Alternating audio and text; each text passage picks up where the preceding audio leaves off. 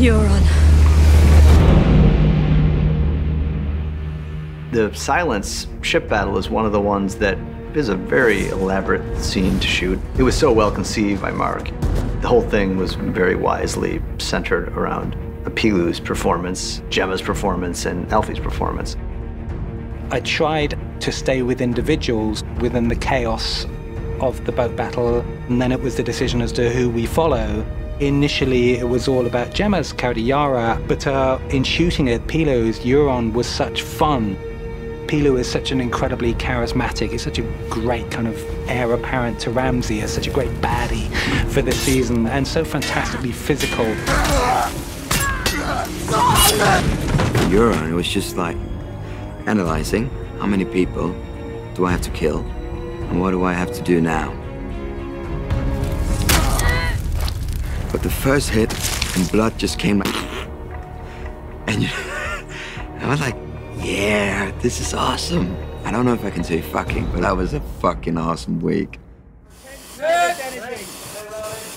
we go. Set. Look. And 3, 2, 1, action!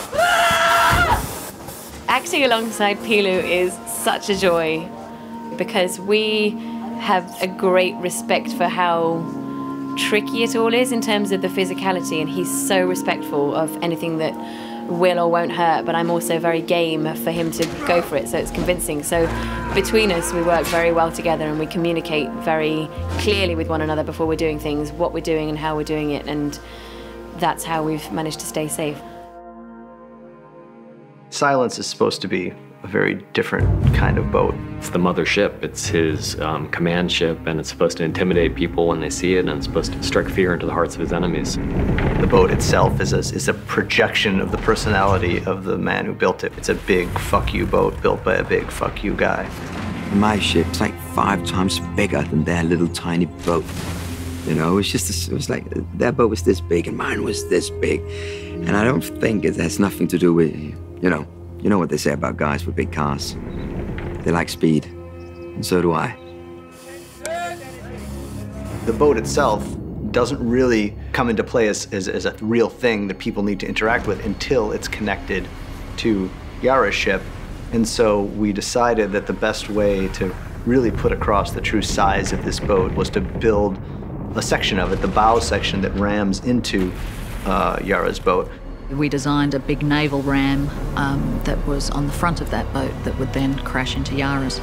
And that was an opportunity to then reintroduce the Kraken. And obviously also we had the Corvus itself that could also, be this very aggressive thing that then latches onto her ship.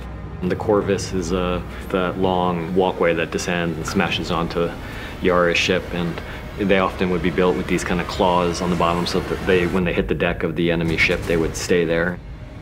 We built the Corvus so that it became lightweight and very strong. The trouble we had was the fact that we had a stuntman standing on the end, which meant that we had to control it with a winch system. But the winch system is obviously a controlled fall, so we ended up managing to double the speed in the end, which made it more dramatic.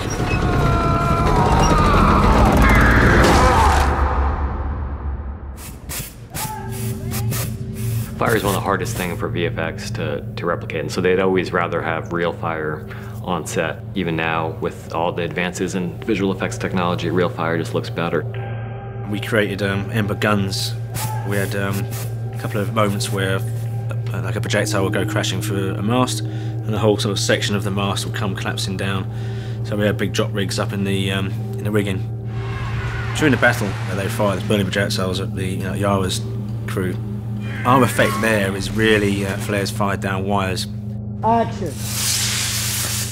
One of the major challenges in the boat sequence was how to, sell the idea that this was happening at sea, that they were floating on water, and yet we're in a car park in Northern Ireland. The visual effects process and bringing a scene to life that doesn't really exist in a real practical world takes a lot of creativity and imagination. The most challenging aspect of the sea battle is the number of shots. It's a very quick cut scene, and it's about the pacing, and it's fast. I mean, it's like a machine gun. We had green screens 60 feet high, all the way around the ship. So there isn't really a direction that the camera can face that we don't have to do something.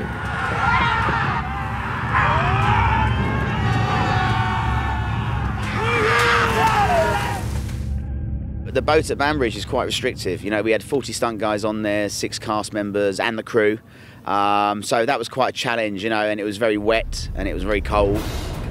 The set itself became almost comically crowded with everybody doing this dance. We agreed that the violence should be brutal and feel unchoreographed, that it shouldn't feel structured. I wanted it to feel like the violence of a riot or football terraces, when there's a flash of violence and it just kicks off. In a lot of fight choreography, it's challenging to achieve that if you're trying to do a specific fight beats, and also long takes by their nature make people exhausted. So one of the things that we did to achieve that was no take was more than 10 seconds long. So all we were asking the cast and the stunts to do was to go nuts for 10 seconds. 3, 2, 1. Hugely challenging for everybody. Difficulties of filming on a wooden boat in the rain because it gets so slippy. Chicken wire was stapled to the floor to stop us from slipping over, and there's so much going on out of shot. Is everyone okay? It was just insane because there's so many people. It's very different when you're practicing one-on-one with with a stunt double or with another actor the day before in a stunt tent, to when you get there on the day and they're like, oh, by the way, we didn't mention you can't stand here because this is on fire, and we're going to flood the boat, and don't slip over, and you're on a deck. You're like, oh, okay. So there's a lot of things to consider.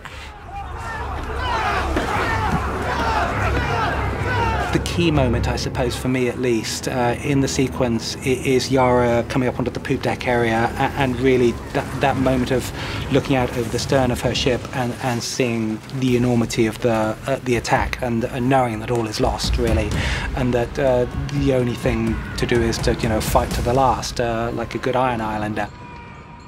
When Yara gets taken by Euron on the boat and it has the axe to her throat, initially she feels like Theon's back, it's okay, he'll do something, he'll do the right thing. And then the change that happens in his eyes, she realizes that he's not going to stay. I think she's heartbroken at that point. And it really all comes down to close-ups on 3 people and where they're at the end of this experience. We'd maybe fooled ourselves into thinking that Theon was out of the woods on his whole Reek experience, and as we were writing it, we realized that you don't just get over what happened to him. That's something that's going to be a part of him for the rest of his life. And this is a place that triggers the worst of that experience, as he sees people around him doing the kinds of things that Ramsay used to do to him. And to see Euron's pure psycho glee about the whole thing, and when Theon jumps overboard, that laugh that's the character's encapsulation, is that shot, that that's why this is somebody you should be worried about.